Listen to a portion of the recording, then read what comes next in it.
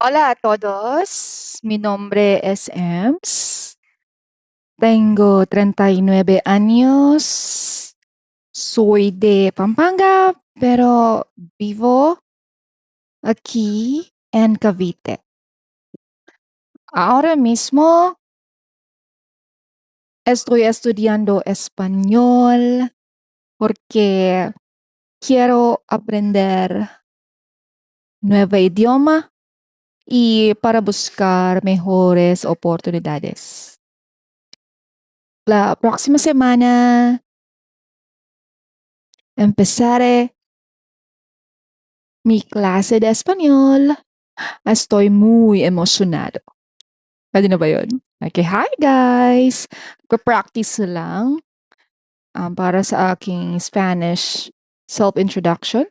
So, ito nga, nag-enroll ako sa isang online Spanish class.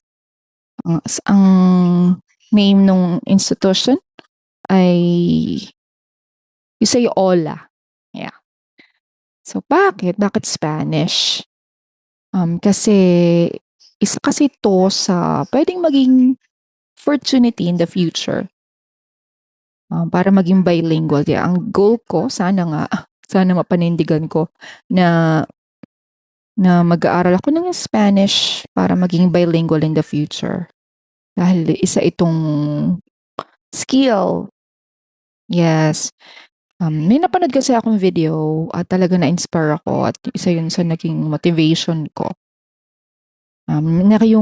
Kasi ngayon kapag nag-apply ka ng trabaho as a virtual assistant, ang dami na. So, grabe na yung competition lalo na sa English, kung English ano ka lang, yung skill mo regular lang, hindi yung talagang special like yung mga web developers, mga video editors, yung mga ganyan, yung mga talagang hinahanap. Pero kapag yung regular lang na skill like data entry, grabe ang dami ng may alam niyan. Ang dami ng taong puwedeng mahanap diyan. So, yung competition ay talagang talamak.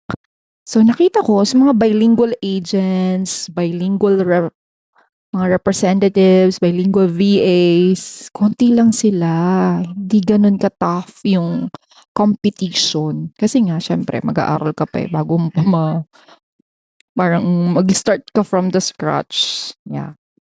So, bakit Spanish? Kasi mas ano 'to, mas similar siya dun sa ibang mga words natin sa Filipino. And then, yun nga, mas madali siya para sa akin, para sa akin. So, it's up to you naman kung anong niche. So, isa rin din 'tong tip kung naghahanap ka ng niche at interested ka ring mag-aral ng ibang language, so puwede mo 'tong gawin. Puwede ka rin naman mag-self-study tulad ko, meron akong PDF, nag-print ako ng book. Pinrint ko siya and then inano ko na, ako na ng bahalang ginawa ko siyang book kasi mas madali pa ring mag-aral kung meron talagang hard hard copy kaysa dun sa PDF file. So ayan po, yun yung aking goal.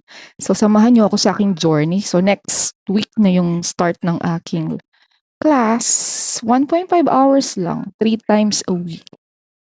Yes, dun sa Yusay Ola. Online class siya tapos group class.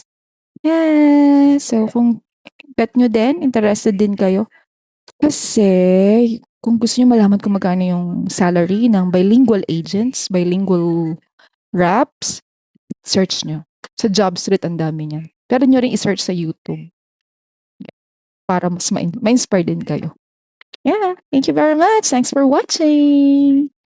MCN Casa.